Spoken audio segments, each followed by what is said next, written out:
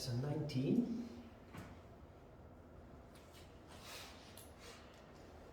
Sahasrara Chakra.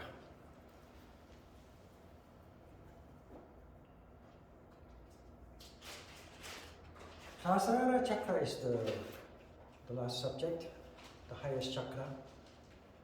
It's the 7th chakra from the bottom.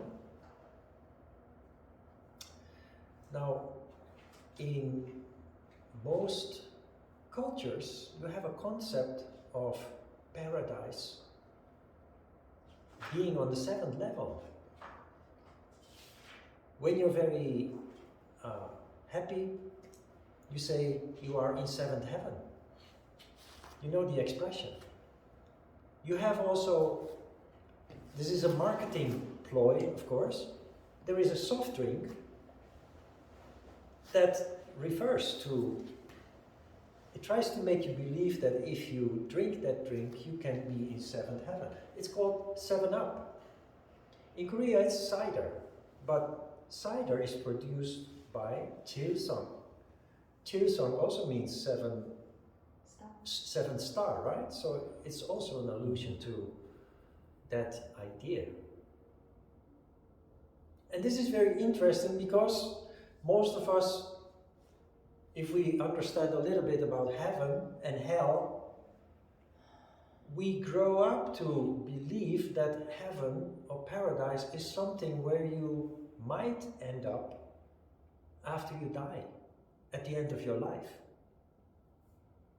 And we grow up with the idea that it is something outside of ourselves. It is a location up in heaven where we, if we behave well, might end up. And hell is a concept that is below, and it is an unpleasant place where you might end up if you commit sins, if your behavior is not so good in this life. And the suggestion is that this is decided when you die. The reality, however, is that heaven and hell are here and now, and they are within ourselves. And the reality also is that most people live in a condition that we can consider to be hell. Because we're suffering. And we don't understand that suffering. We don't know why we're suffering. But we're suffering, unhappy, unstable as a result. While heaven or paradise, that is an energy condition. And that is a feeling of well-being that you have when you are functioning in the crown chakra. So, how does this work? Because people who experience hell, why can't they just be in heaven, in paradise, if it is just a matter of energy? That is because energy follows certain universal laws. When we violate the yamas and do not live up to the niyamas, of which many people simply are just not aware, or at least not in detail, how it practically affects us, your energy becomes disturbed.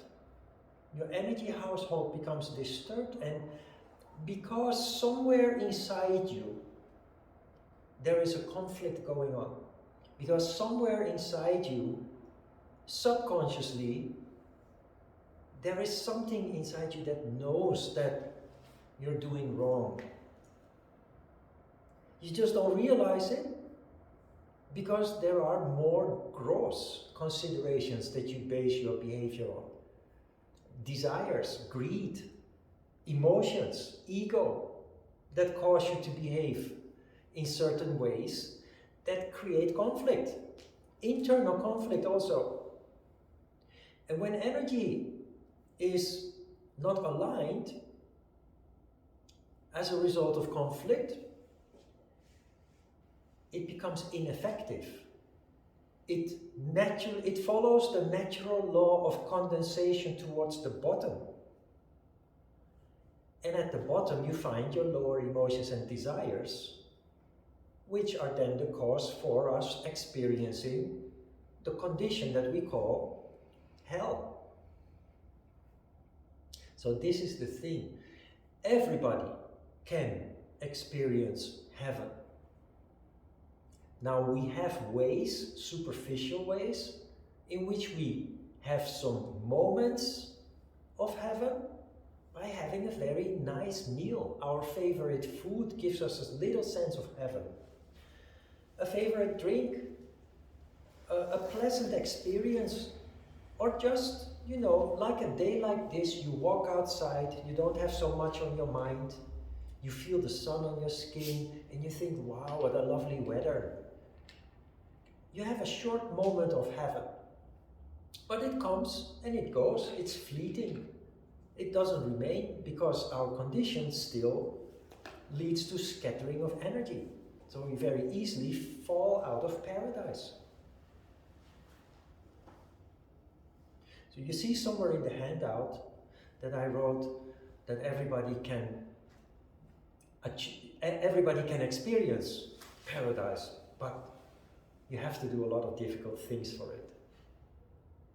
And you really do. Yoga presents you with a system that allows you to be more and more in that condition that we call paradise.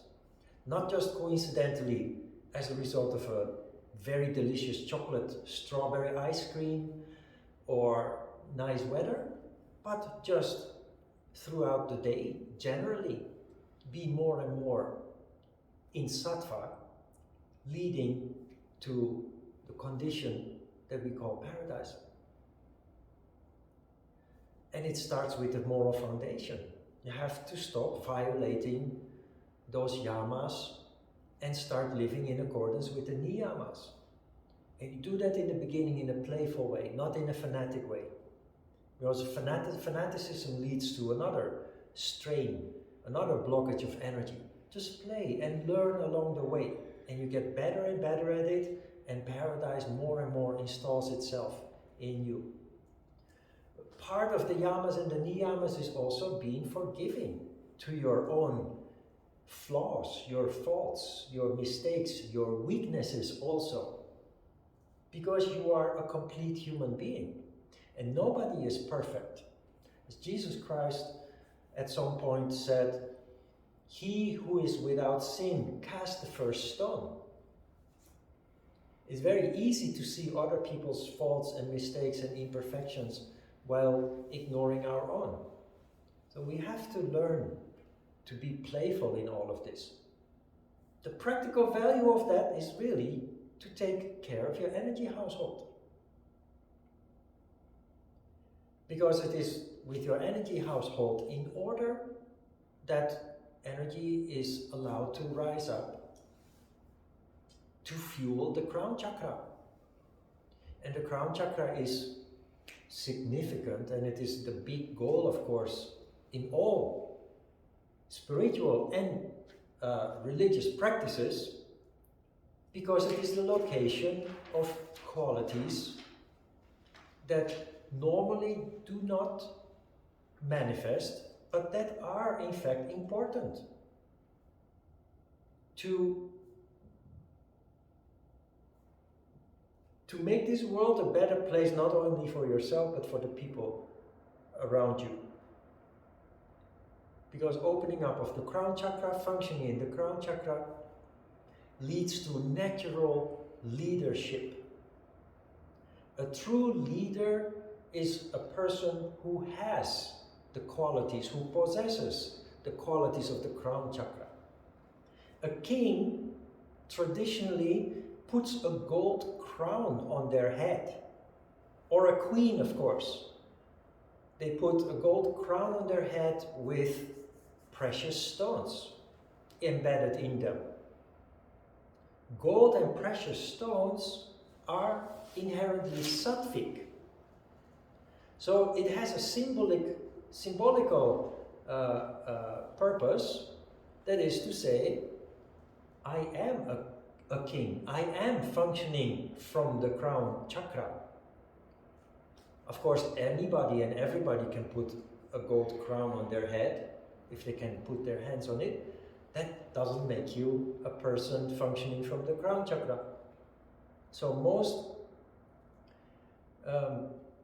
if you look at the Dutch royal family or the Jordanian, I like to, if you look at the Middle East, it's traditionally throughout the thousands of years, there's always been tribal conflict, which is still going on today.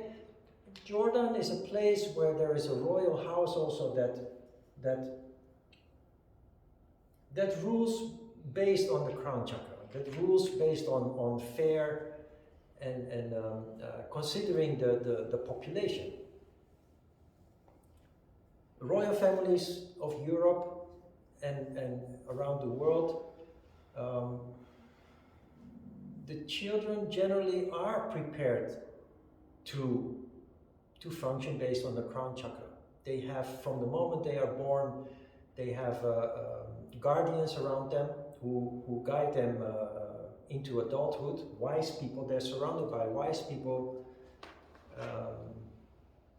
They grow up in a very sattvic environment also, where they are just, they are very protected in order to allow their energy household to remain stable.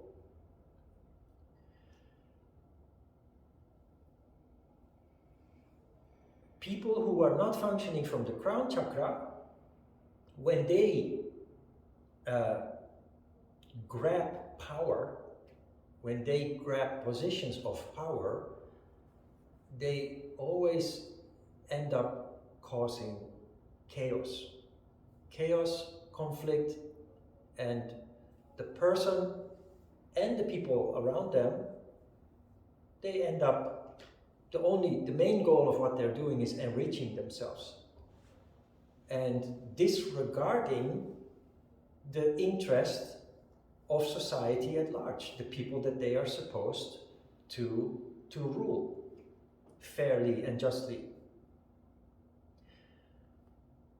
Also in companies, when you compare a company with a manager, a boss, a director who functions in the crown chakra, with a company where there is somebody who got there because of inheritance, because of power grab, you see there's a huge difference between the two companies. In the company that is ruled by a leader, a true leader, there is harmony.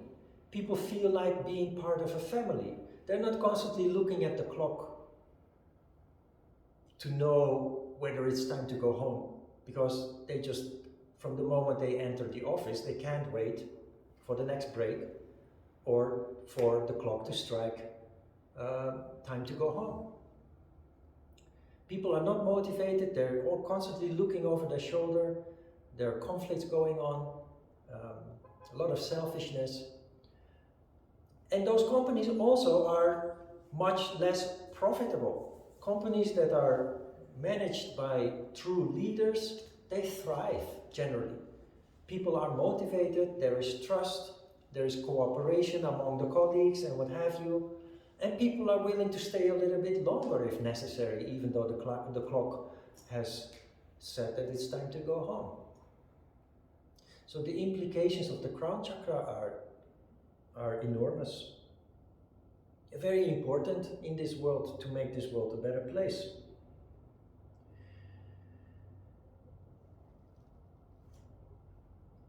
Talking about energy, if you see what's going on now in Ukraine, how is it possible that an army that is much smaller and much less well equipped is winning battle after battle from an army that is much bigger, much more powerful, and with much more sophisticated weaponry? It's not about the weapons. It's about the leaders, but it's also about spirit. It's about spirit. That big army, most of the people that are there, they don't want to be there. They're not inspired. They want to go home. While the people defending, they are inspired. They are fighting for a just cause. They are fighting for their country.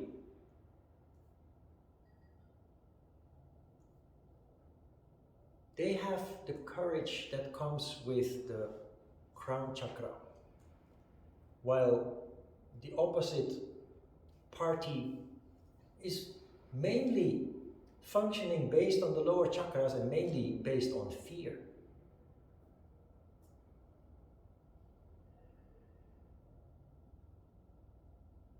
The past couple of classes I have said at some point that in life, try to focus more and more on things that make you enthusiastic, things that you are truly interested in. That doesn't mean that you ignore your duties and responsibilities, but yoga is not just doing a triangle pose and a tree pose and meditation and energy control.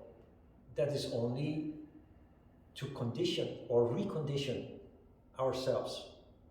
But yoga really starts in daily life. And it is important to recognize that there are situations that bring our energy down, and there are situations that bring our energy up. Situations that bring our energy up have our preference, but we do not ignore duties and responsibilities that can lead to energy going down, because we feel it as a burden, we feel it as something that we'd rather be somewhere else doing something different. How do you deal with that? You deal with that by putting those duties and responsibilities into the light of the process that you are in, going into the future. So while you are doing things that you'd rather not be doing, you realize that it is part of the goals that you have, the ambitions that you have, the freedom that you want to create for yourself, the liberation, the path of liberation that you are on. You need to work for that. You need to have a foundation, so you need to have a place to live where you can do the things that you want to do. That means the bills need to be paid. That means there is a duty in some form, in one form or another, to earn a living so that you can pay the bills and provide yourself with that foundation.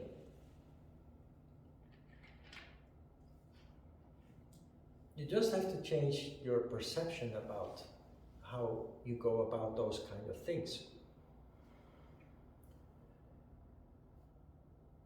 Last week we talked about the heart chakra, and what I didn't highlight is the issue of servitude. What's it called again?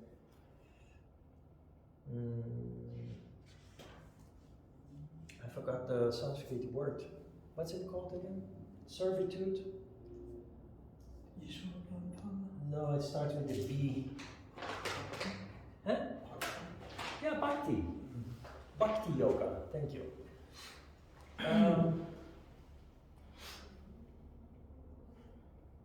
Keeping yourself busy with duties and responsibilities, you put in that light, in the light of servitude. Not in the way that there are many yoga societies, yoga studios, but also groups, spiritual groups, where they demand from the members that they serve. And so they will say, under the banner of Bhakti Yoga, they will give you a bucket and a mop and ask you to mop the floor for free to wash the windows or do the administration of the center, or they ask you to do things. It is basically put up on you, implied upon you, and that has absolutely nothing to do with bhakti or servitude. First, bhakti yoga is not a form of yoga. Just like with the other stages that you go through as a result of your yoga practice, yoga practitioners naturally feel, they come to the point that they feel a need that they want to do something selflessly. Adopt a dog, maybe, or help a neighbor, or, you know, throughout the years, I've had help from students. The Korean students receive a translation. And for years, I felt the need to have translations because I'm in Korea and my Korean is not good enough.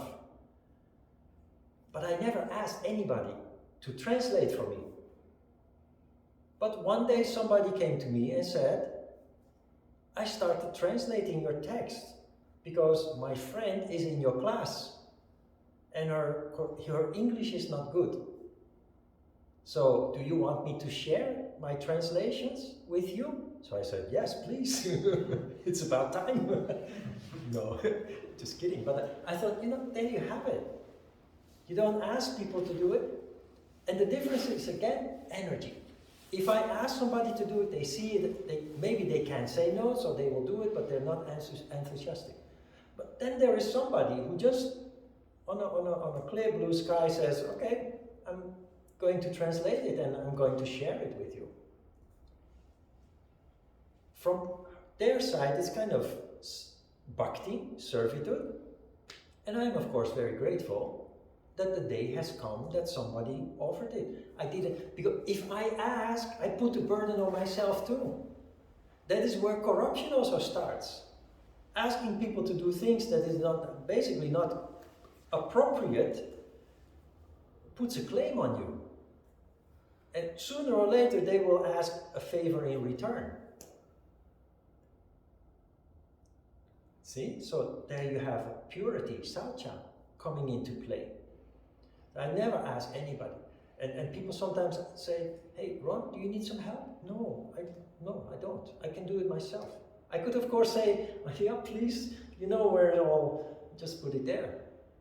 But I have my own system to do it, and it just feels good to do it myself, and I wouldn't feel good to let people do it. You know, that has nothing to do with servitude or bhakti.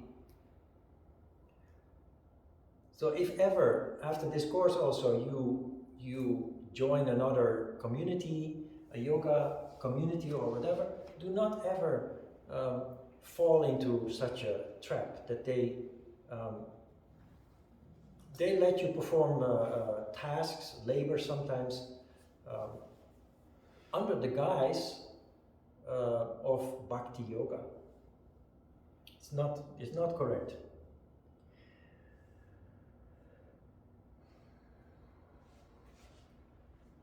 Interesting is, of course, this chakra only functions, is fueled with energy from the bottom if there is relative sattva, harmony between Shiva and Shakti energy. Why? Because when harmony occurs, the third channel opens up. Shushumna Nadi opens up, allowing energy to rise up. That also means, if you read the handout, towards the bottom of the first page, in sattva the chakra expresses itself in intuition and the characteristics described above: intuition, vision, creativity, inspiration, wisdom, universal love, very strong memory, and it leads to true leadership, which you see in the fourth paragraph. But now, here you have it. In a state of light Shakti domination, this chakra expresses itself in intelligence. And in a state of light Shiva domination, it expresses itself in love. This is significant because in all the other chakras we discussed, we always said when there is Shakti domination, it functions like this. When there is Shiva domination, it functions like that. But here, it is in a light state of Shakti domination. Why? Because the predominant condition is Shiva. Shiva is a strong foundation. And then there are constant fluctuations that determine how the crown chakra manifests. So it either manifests in sheer intelligence, when there's a little bit of Shakti upon the sattva, or it manifests as love, unconditional love, when there is a light domination of Shiva on top of the existing basis of sattva. And those fluctuations are very fast. You don't notice, because that is how a human being functions. It's also not only within the chakra between Shiva and Shakti, but also persons who function relatively well in the crown chakra, their energy is not only in the crown chakra. Because you're a whole system of 7 chakras, and all those chakras still have their functions. So there is a constant flashing of light going on between the chakras. And when you are functioning from the crown chakra and Ajna chakra receive information, signals from the lower chakras, which unconditioned people do not process, but people with Ajna chakra and crown chakra manifesting, they process all that information. They process everything that they perceive on all levels of consciousness. And that is where insight, intuition, wisdom comes from. That is also where your increased perception comes from, that goes beyond the gross senses. So the clairvoyance and clairaudience that we talked about, which have nothing to do with your eyes and your ears, but everything to do with your ability to sense vibrations, to function in the world of subtle phenomena and communicate with those signals.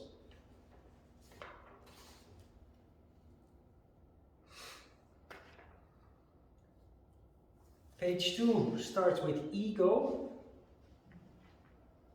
What is ego? Technically, ego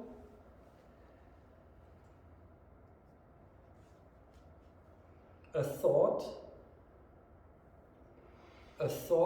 loaded with ego is what causes emotion. A thought, if you can separate it, rationalize it, a thought is just an observation, a conclusion that is neutral. But the moment that ego comes into play, a thought in combination with ego causes us to become emotional. Can you see how this works? Because you identify with something. If you look at what is happening in Ukraine, you watch the news and you see the devastation. Villages completely destroyed. Dead people in the street. If it's just an observation, it doesn't touch you. The moment ego comes into play, you identify with what is happening with those people. And that is where the emotion becomes. That is where you might tear up. So it's not bad. What is bad is if we have no control over it, if we don't understand what is happening. Ego is not bad, but it can manifest as something bad, as you can see with evil people. Putin clearly has a big ego and he can't handle it. He can't give up. He knows that what he started is turning into, so far, a big disaster, and he just keeps saying in front of the cameras that everything is according to plan. There's an ego that doesn't allow him to say, well, you know, maybe I was wrong. Let's shake hands and start all over and do something more constructive. Ego stands in the way of everything, of growth, of development, of relationships. It can be self-destructive, but it can also be destructive to the world around us, the people around us.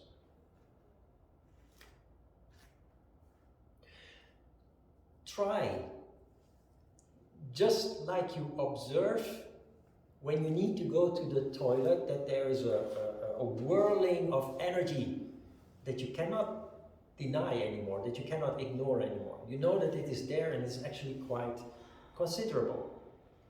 Try in the same objective way to notice that when you experience emotion, that it is because you identify with something.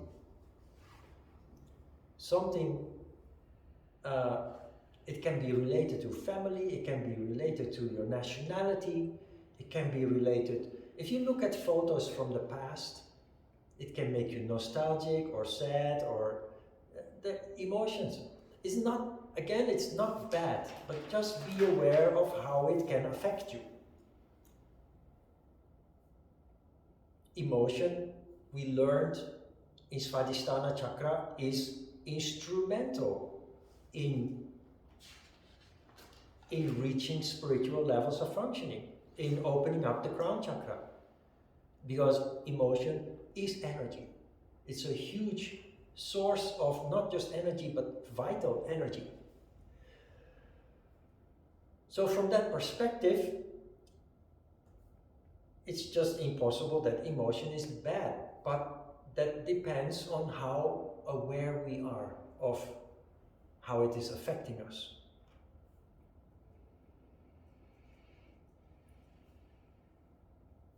So try to observe, just like you observe energy in the lower part of your body. When you have certain needs, when you are excited, when you're angry, your stomach will contract, and when you're emotional, your throat will contract, difficult to swallow, etc. These are all energetic phenomena.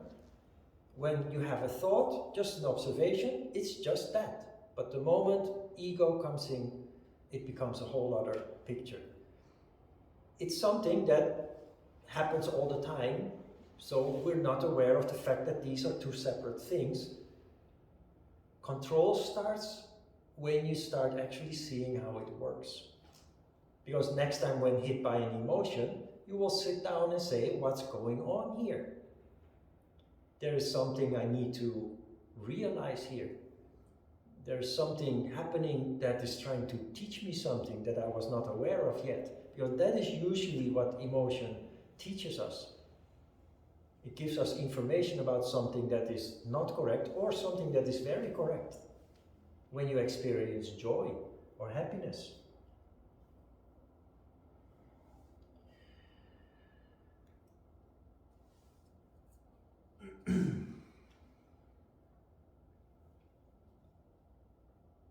In the second paragraph on page 2, there is also this mention of karma, which we talked about before, and also dharma, the discovery of your essence. That discovery takes place in the crown chakra.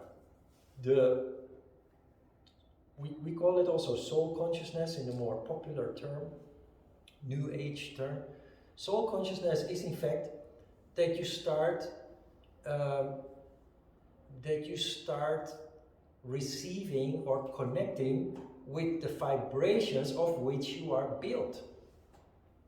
Because most people are totally unreceptive to those vibrations because they are overshadowed by the way we are raised and educated and conditioned also by the huge influence of media. The reason that you start becoming receptive or start connecting with soul consciousness, your true essence, is that information is very subtle. While the way we are conditioned is not subtle at all, it's gross, the opposite. And so only in the quiet, in the silence of your sattva, you naturally start to connect with that essence.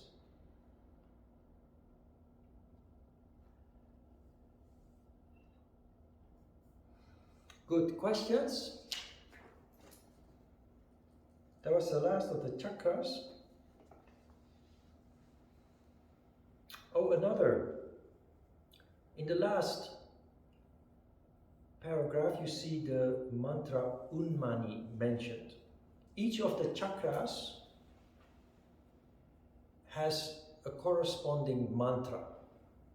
All the mantras from the bottom to Ajna chakra are one syllable, usually 3 characters. The crown chakra is Unmani, 3 syllables, the only one that has 3 syllables.